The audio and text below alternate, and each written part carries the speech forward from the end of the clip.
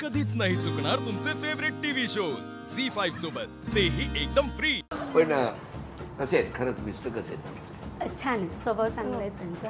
हो, तुमचे? शांत आहेत स्वभाव। माझे मिस्टर तर शांत आहे, मी जास्त बोलते, पण त्यांचं एवढंच म्हणणं आहे का किती भांडणं कर चालेल, पण आरेकारे करू नको मला। आरेकारे केलं तर मी मग माझा पारा चढेल। हो असं म्हणतात। किती वर्ष झाली लग्नाला? 3 वर्ष झाले। हेच बोलतायत का? नाही, माझं तर मी बोलेल तसं करून घेते। मी घेते करून, ते करत नसले तरी मी करून घेते, असं असतं माझं। माझे रागीट आहे पण इमोशनल पण आहे। 8 वर्ष वाटतंय।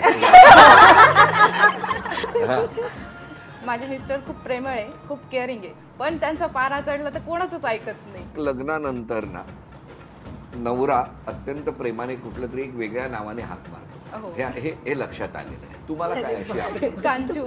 कांचू। तुम्हाला कांचू? माझं नाव कांचन आहे तर कांचू। कांचू। तुम्हाला? वेदिका। वेदिका। हो। 8 महिने। प्रिया। नाव काय तुमचं? सिद्धी। सिद्धी। मग प्रिया का? माझं माहेरचं नाव प्रिया आहे ना, मग त्यांना ती आवडते। प्रिया। पद्मच म्हणतात। जया। जया।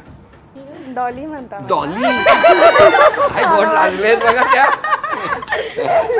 हे कधीपासून झालं?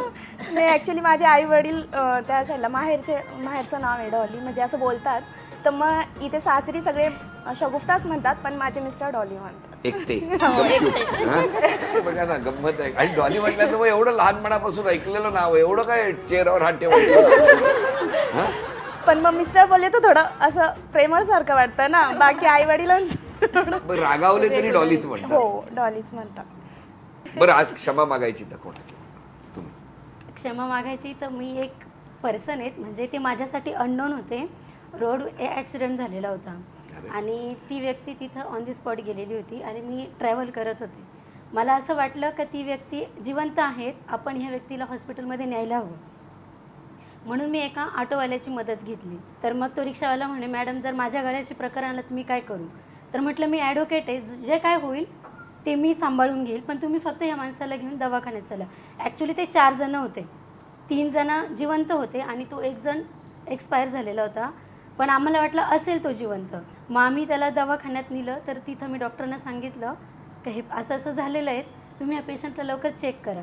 तर त्यांनी चेकही केलं, तर ते म्हणे मॅडम हे गेलेले आहेत। तर कोइन्सिडेंट असा झाला का त्यांचा मुलगाही त्याच रस्त्याने जात होता, तर त्यांचा डबा तिथं पडलेला होता रस्त्यावर।